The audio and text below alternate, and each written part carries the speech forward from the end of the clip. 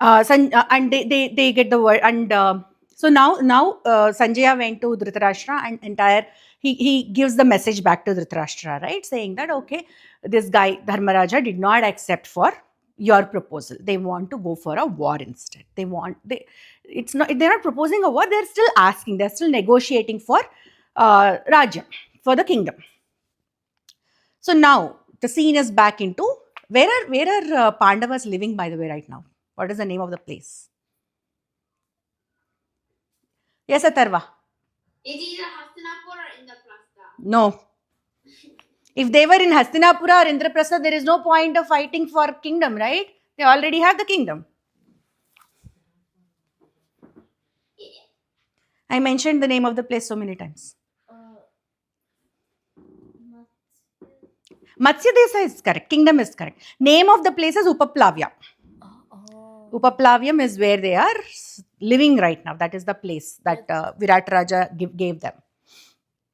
Wedding also happened there, remember? Yeah.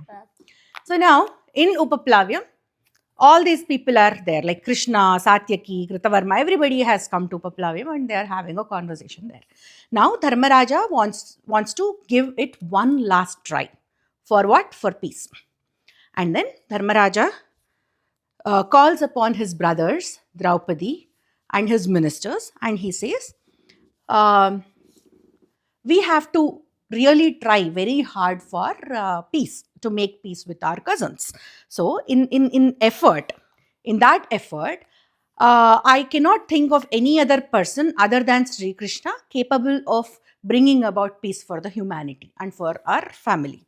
So let us call upon Sri Krishna. I would like to call upon Krishna Paramatma and request him to take the word on our behalf to Hastinapura and see if there is a possibility of making peace with our cousins. With that said, they call upon Sri Krishna, they request Sri Krishna. And when Dharmaraja starts the conversation, he says that our father is no more. Our father Panduraja has passed away. And we have always considered you as our own father. Like so one of the Sri Krishna's sons' name is Pradyumna.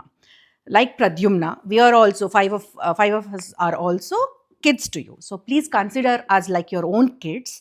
And so any parent would always want good things for their children, right? So similarly, you please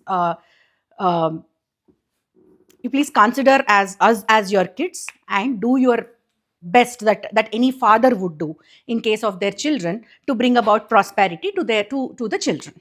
So and he says that, and then he goes on to tell Sri Krishna Paramatma that my first priority would be peace. I'm not saying this just for the sake of saying it. I really truly mean it.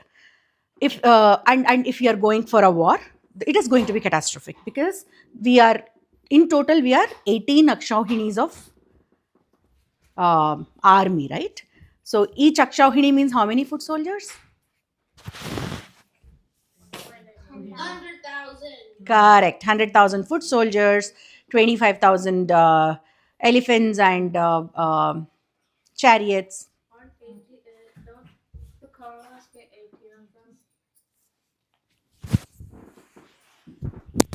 Don't the Kauravas get 18 like armies? No, in total it is 18. They have 11 and these people have 7. So it's like Pandavas have 7 and Kauravas have 11. So many people will no matter who wins or who loses, there is going to be a lot of laws of property, laws of animals, laws of people, right? Loss of life. So the last resort would be war for us. And on the other side, it is our own cousins, our own grandfathers, our own teachers who we are going to fight with. And we really don't intend to wage a war with our own people. That is never our priority. And we have, on behalf of me, please convey this message to my father. Who's his father? Dhritarashtra, right? Dhritarashtra, that all of us, including me and all my 4 brothers and wife, we have been to these forests. We've led a very difficult life for 12 years, and then that was followed by Ajnatavasa. And after going through so much, there is no reason why they should not give us back our own kingdom. And he also says, it's okay if they don't want to give us half the kingdom. Just request them to give me five villages. And I'm not asking this because I'm greedy. I just need this, at least this much of land and this much of resources, so that I can keep my family running. That was his message. And he also wants Sri Krishna to go and meet with their mother. With whose mother? With Kunti Devi. Kunti Devi, Vidura, and everybody. And he sends this message to Hastinapura.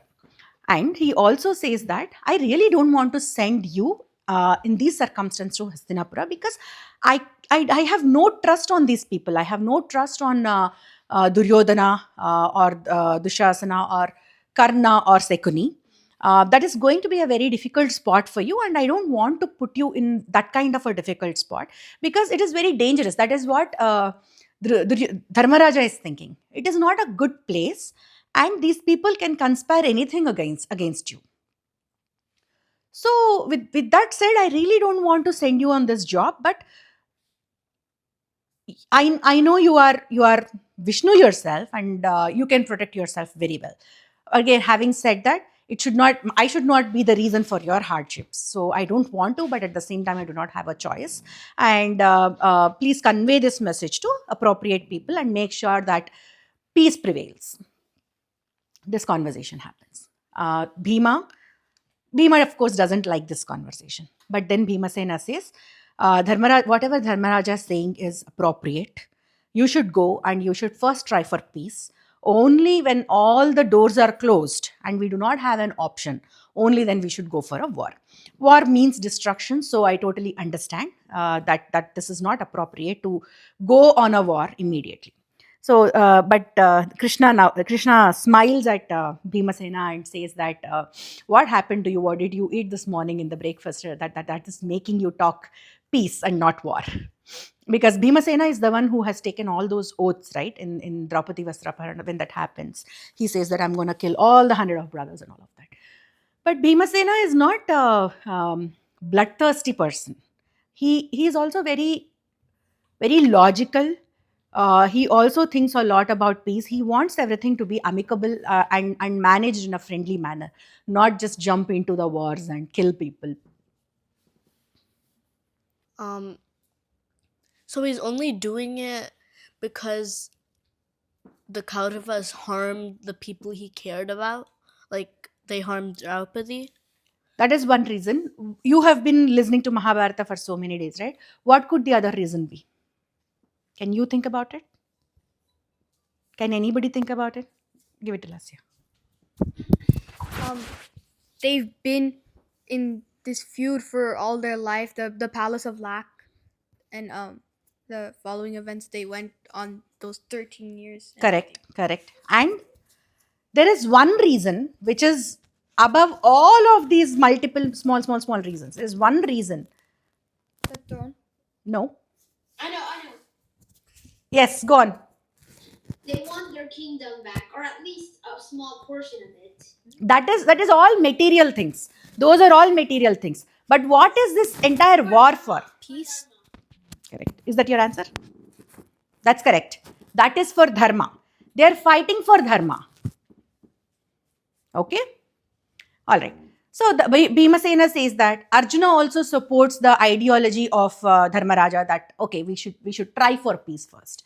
I think either Nakula or Sahadeva, one of them, they stand up and they say, I really don't understand what this entire meeting is about.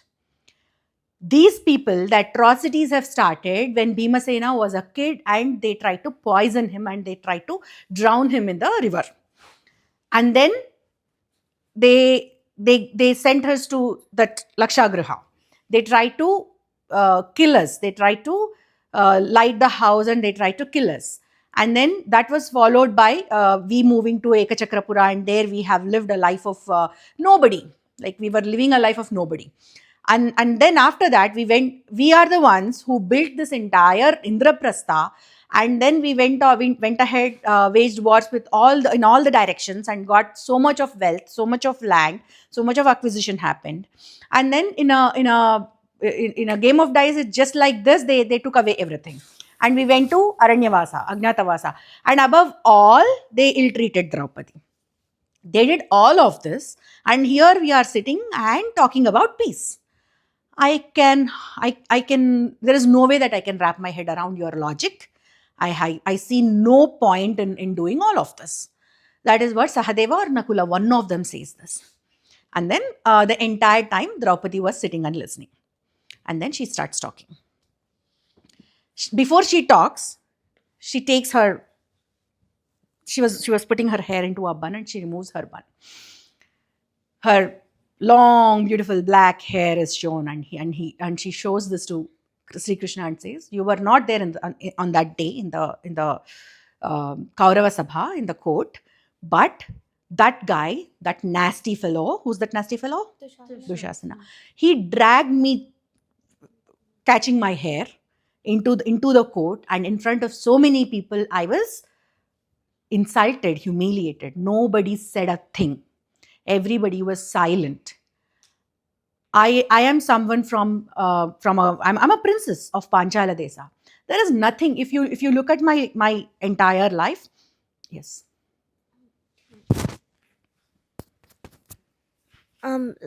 When Draupadi said that no one said a thing, in that episode, didn't you say that Bhishma said Bhishma something? said, but they did not stop, right? Nobody stopped. Nobody stood up and said, enough is enough, stop it. Right? Nobody said that. So that's what she was mentioning. And I was born into Panchala Desa. I'm the princess of Panchala Desa. My birth is not a normal birth. I did not. Nobody gave birth to me. I emerged from the fire. So I'm a very powerful person. I have a brother. I have a sibling who's extremely powerful and born to kill Drona, meaning he's extremely powerful. And I have other brothers as well. And I have these great husbands who are very, very valorous and who are strong, who are known for their strength. And I have 5 sons who are again very powerful. In spite of having all these things, and in spite of me calling Sri Krishna Paramatma as my brother, have been through so many hardships. You guys are sitting and discussing about peace and war and everything, and nobody has come up and asked me what I wanted. What makes you think that you are the decision makers? I am the one who has been through so much of humiliation throughout, and here you guys are discussing, oh, this is dharma, this is not dharma, this is peace, this is that. What kind of ఏమంటారు దాన్ని? No, Behavior. no, not behavior. What makes you think that you are the decision makers? You did not go through the pain, so you don't even know what I have been through, and you're coming and making statements. And then she goes on to recollect the behavior of Dhritarashtra and his silence when all these things were happening. And I am married into your family, and your dynasty is Kuru dynasty, the great Kuru dynasty. And is this how you guys treat your women? And a woman is treated like this in your family, and you're sitting and talking about peace? How is it justified? How is it justified? And how are you able to sit peacefully and talk about it? What will you, after peace, assume that you will get your kingdom? What will all 5 of your brothers do? What is this guy going to do with his mace? Is going to put it up in a museum, or is he going to perform puja to that? Why did this guy Arjuna even procure Gandiva and all the other astras from the gods? What is the ultimate purpose of all these things? Just for your greatness, just to get a name called Gandivi? That is why Arjuna got this Gandiva, and there is no real purpose to it. Is he not going to put all these weapons and everything into use? Is that why gods gave these people, all of you, so many powers? And then Sri Krishna Paramatma raises and says, he tries to console her, and he tries to tell her that you have gone through so much of hardships. There is no denial about it. I know how much you have been through. I've been with you the entire time. Because he was the one who protected her, right? So everybody who has troubled you will definitely pay a price for it. But Peace is something we all should try. He starts that conversation, and then Draupadi cuts him off and says, if your own sister Subhadra had been through all these things, would you have still preached peace? What would you have done? She asked this question to Srikrishna. Pretty much there ends the conversation. Then Srikrishna says, don't think that I do not know what kind of people Duryodhana, Dushasana, and all four of them are. For that matter, Dhritarashtra as well. I'm not expecting any peace to be coming out of it and any agreement to be or deal to be made out of it. My purpose of going to Hastinapura, visiting Hastinapura, is to try peace, because in future, meaning even when people like us are sitting and talking about Mahabharata, people might think that Sri Krishna was right there. He was Vishnu himself. Probably if he tried, something would have happened. Right? Naturally, anybody can think like that. Because the destruction of Kurukshetra war is going to be so magnanimous that anybody would be really taken aback looking at the results, looking at the destruction. And at that point of time, there is no looking back. Once somebody is dead, they are dead. That's it. There is no going back into life, right?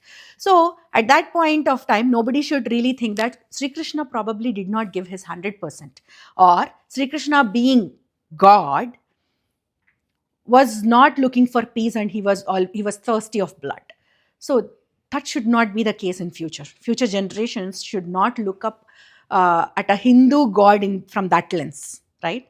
As it is, there are so many conversations that go on between us and between other religions, where they say that what kind of religion is Hinduism? Because every god has a weapon, and everybody is so cruel that they want to go and kill.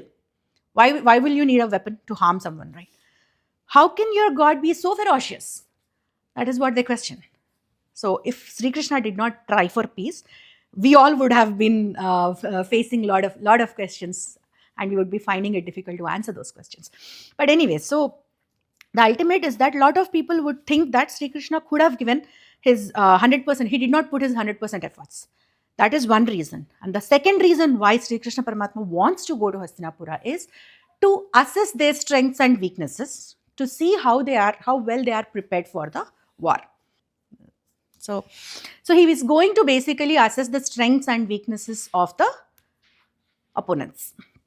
That is what he tells Draupadi. He consoles Draupadi, and he plans to go to Hastinapura.